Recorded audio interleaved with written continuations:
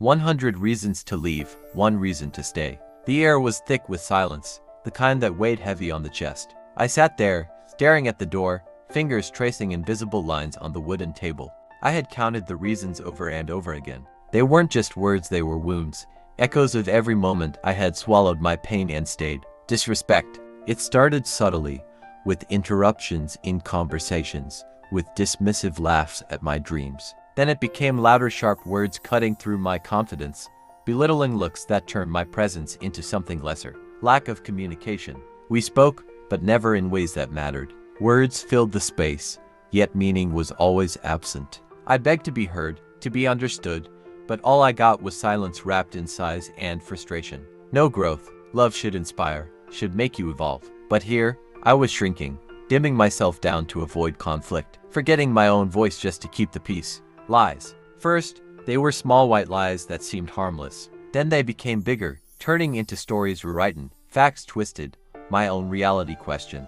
I started second-guessing myself. Maybe I was overreacting. Maybe I was the problem. Gaslighting.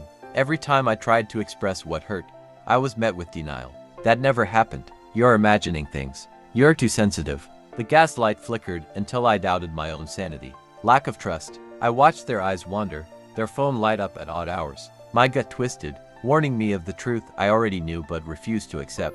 But still, I held on. Manipulation. They knew the right words to say, the perfect mix of guilt and charm to keep me tethered. After everything I've done for you, no one else would put up with you. You know I love you, right? The words were chains, disguised as comfort. An equal effort. I was always the one trying, the one fixing, the one forgiving. I poured love like water into an empty cup, hoping one day it would fill, but it never did. Feeling trapped, the walls felt closer every day, the arguments looping like a broken record. I wasn't in love, I was surviving, walking on eggshells, bracing for the next storm, dreading the next cycle of apologies and empty promises. Isolation. Slowly, my world became smaller. Friends drifted away, family calls became shorter. They don't understand us, they said. It's just you and me. But it wasn't love, it was control. Emotional exhaustion. Love wasn't supposed to feel like this. It wasn't supposed to be this war, this constant battle to prove my worth, to beg for what should have been given freely. Broken boundaries.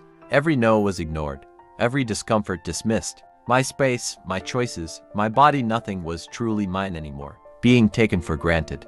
I was always there, always giving, always waiting, and they knew it. They knew I would never walk away, so they stopped trying. Lack of affection. Touch became a weapon, a prize to be won after an argument, a manipulation tool. Cold when they were angry, overbearing when they wanted something. I was no longer loved, I was tolerated. Toxic cycles. We'd fight, we'd break, we'd cry. Then, like clockwork, the apologies would come. I'll do better. Things will change. I can't lose you. And I believed them. Again, and again, and again. And yet, one reason to stay. Hope. Hope that the person I fell in love with would return. That the love I imagined wasn't a lie. That the good moments, the ones that felt like home, weren't just illusions.